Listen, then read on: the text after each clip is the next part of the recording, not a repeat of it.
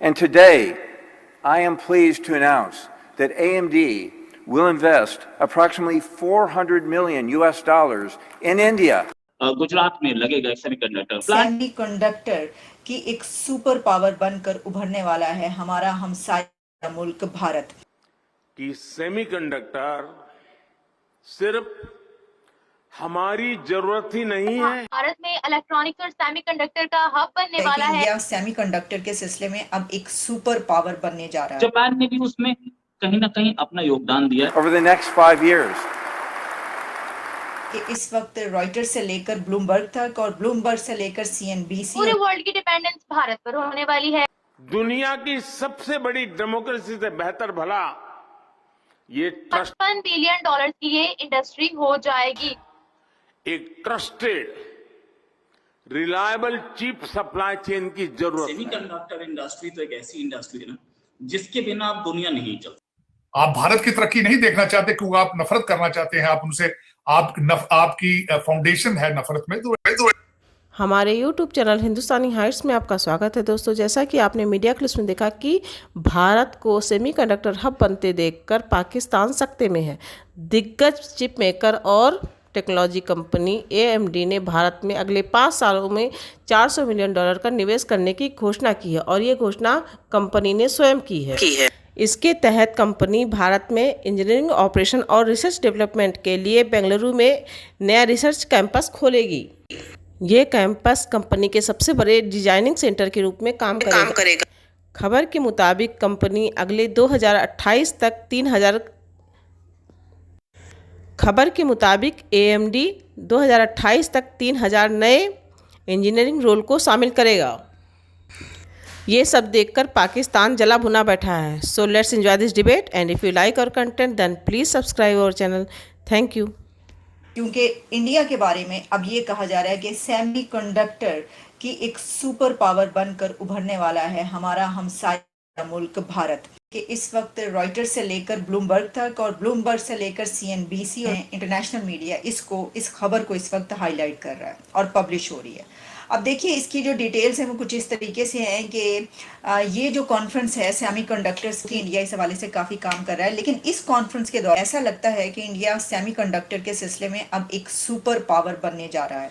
अब देखिए एक बड़ी ताकत, दुनिया की 5th लार्जेस्ट इकोनॉमी इस वक्त वो है, 3rd लार्जेस्ट इकोनॉमी वो बनने जा रहा है। और उसके बाद यानी कि जिस तरीके से उनके प्राइम मिनिस्टर नरेंद्र मोदी साहब ने कहा कि मैं अपनी 3rd टर्म में अपने इस मुल्क को 3rd लार्जेस्ट इकोनॉमी बनाकर दिखाऊंगा। और उसके बाद फिर वो वाली डेट्स भी आ गई हैं जिसमें अमेरिका की जगह उन्होंने इस वक्त ख़ास तौर पर जो ग्लोबल सप्लाई चेन्स की बात की जा रही है उसमें अब जापान और इंडिया मिलकर ये सोच रहे हैं और ये प्लान बना रहे हैं। चिप जाइंट्स हैं जो कि इस वक्त इंडिया में मौजूद हैं वो इस तरीके से इसमें इन्वेस्ट करने के लिए तैयार हैं। और वहाँ पर इंडिया के PM मोदी की तरफ से जो तकरीर की गई है उसमें उन्होंने ये कहा है कि हम चाहते हैं कि हम ट्रस्टेड पार्टनर बने इन तमाम कंपनीज़ के। यानी उन्होंने इस बात का यकीन दिलाया है, ये ट्रस्ट उनको दिलाया है कि अगर आप यहाँ पर ये जो इन्वेस्टमेंट करने के बारे में इतनी बड़ा आप सोच रहे हैं इस एक डिपार्टमेंट में, ये जो एक फील्ड है इसके अंदर, तो हम ये यकीन दिलाते हैं कि आपकी जो इन्वेस्टमेंट है वो मज़ीद फले फूलेगी और किस तरीके से हम मिलकर इससे फ़ायदा उठा सकते हैं। जो CEOs हैं माइक्रोन और इसके अलावा दूसरी जो बड़ी कंपनीज़ हैं उसके एग्जेक्टिव्स, सीनियर एग्जेक्टिव्स जो हैं वो इस वक्त इंडिया में मौजूद हैं। और वो एक ये कॉन्फ्रेंस है इसके ऊपर भी वो स्टेज पर नज़र आए और इसमें एक मेजर सेमीकंडक्टर इवेंट में प्राइम मिनिस्टर नरेंद्र मोदी ने भी स्पीच की और उनको यकीन दिलाया इस बात का, एतमाद का, ट्रस्ट का। और फिर ये कि इसमें वर्ल्ड्स बिगेस्ट चिप फर्म्स जो हैं वो हाईलाइट्स की गई हैं। और इंडिया का जो इस वक्त एम्बिशन एक नज़र आ रहा है वो ये है कि to become a major hub for semiconductors. बड़े कंट्रीज कहे जाते हैं, तो उसी तरीके से अब इंडिया भी इसमें एक वही दर्जा या वही लेवल हासिल करने वाला है। या इसमें जो plans to invest around $400 million over the next 5 years in India, ये बात कही जा रही है। कुछ जो इसमें फर्म्स हैं उनकी तरफ से कही गई है।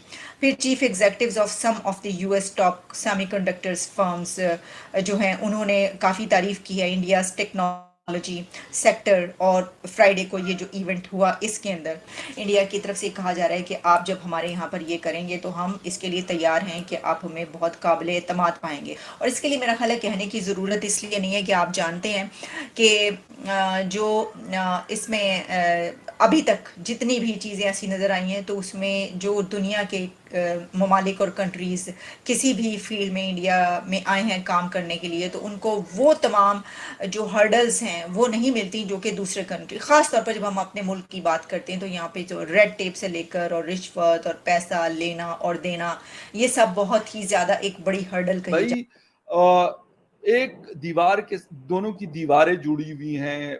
47 में दो अलग हो गए, दो कंट्रीज बन गए, भारत बन गया, पाकिस्तान बन गया और हम मतलब कहीं और निकल गए, वो लोग कहीं और चले गए।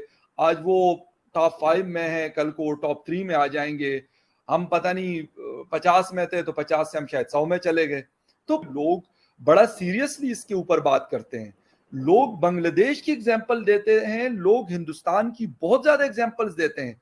लोग ये कहते हैं कि भाई मेरे मुल्क में डॉलर 300 रुपए का है, वहां पे 88 या 87 या 89 रुपीस का है। तो ये अच्छा 82 ओके 82 का ठीक।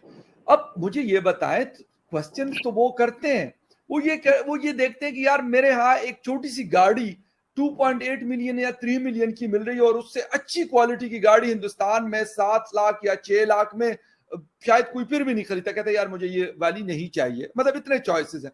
ये क्वेश्चंस अब लोग करने लगे हैं और ये प्रेशर्स पाकिस्तान की जो पॉलिटिकल पार्टीज हैं, जो हमारी एस्टैब्लिशमेंट्स हैं, उनके ऊपर जरूर है। और मैं कंपैरिजन नहीं कर रहा, मैं आपके व्यूअर्स को बता दूं, मैं कंपैरिजन नहीं कर रहा क्योंकि अगर 2 ट्रिलियन या 3 ट्रिलियन की इकोनॉमी जो है उसका 200 या 300 अरब डॉलर की इकोनॉमी से मुकाबला नहीं है, क्योंकि 10 गुना फर्क है, उसका कौन सा मुकाबला होना है। लेकिन ये क्वेश्चन जरूर बनता है कि सर हमने अपनी डायरेक्शंस क्यों नहीं पकड़ी। अगर 60-70s में दुनिया क्या कर रही थी, हिंदुस्तान क्या कर रहा था और हम क्या कर रहे थे, हम वही जाके अमेरिका के जाके गोद में बैठने की कोशिशें करते हैं। सिक्योरिटी सिक्योरिटी सिक्योरिटी 1947 से लेकर 2023 आया, सिक्योरिटी के अलावा कोई बात ही नहीं है।